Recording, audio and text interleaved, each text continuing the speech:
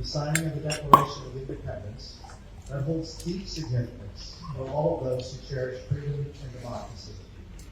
The signing of the Declaration of Independence marked the birth of the United States of America as an independent nation. But it was also the first formal statement by citizens declaring their right to choose their own government and those who would govern them. A fundamental part of democracy for us in the United States and in other democracies in the world is the right of citizens to come together to vote for the government. Elections are the cornerstone of every democracy. Elections make a government responsive and accountable to its citizens. In an earlier life, I worked for a United States congressman. I can tell you from my own personal experience that the fact that that congressman had to face the voters every 2 years was always in the forefront of everything we did as an office. We thought about it every day, and it held us accountable. And that's the way it should be. No two democracies are the same, nor should they be. All have their strengths and weaknesses, including ours. Sierra Leone just went through its own elections, and I'm left with a number of impressions. The first is the strength and the resiliency of the Sierra Leone voter. On election day, I drove around Freetown and I visited a number of polling centers. Many of the voters I saw had been standing in line patiently for hours in the hot sun, waiting for their chance to vote. I suspect that voters in my country would not have displayed the same perseverance and determination that I saw here in Sierra Leone. And I'm so impressed by the citizenry of Sierra Leone.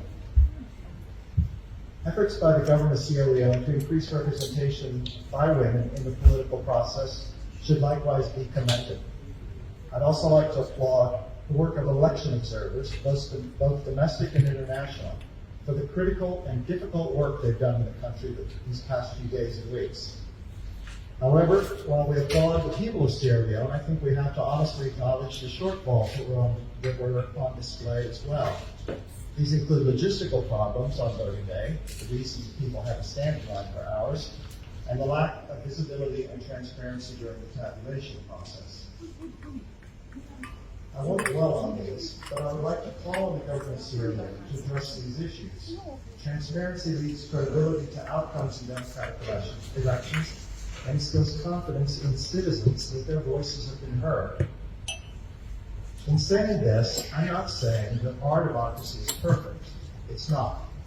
In the United States, we like to say that we continue to strive for a more perfect union, a phrase that comes from the preamble to our Constitution. The process of striving for a more perfect union can be messy and painful. We need to do no more than look back to our own history that includes the Civil War, women's suffrage, and civil rights movements. And we are still striving to get there. And in that regard, we stand with Sierra Leone and Sierra Leoneans as they struggle to form a more perfect union.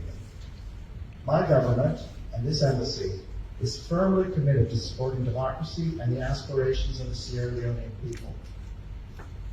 And so it's with that spirit of optimism and hope for the future that I'd like to ask you to join me in raising your glass to toast the government and the people of Sierra Leone and the shared values and enduring friendship between our two nations.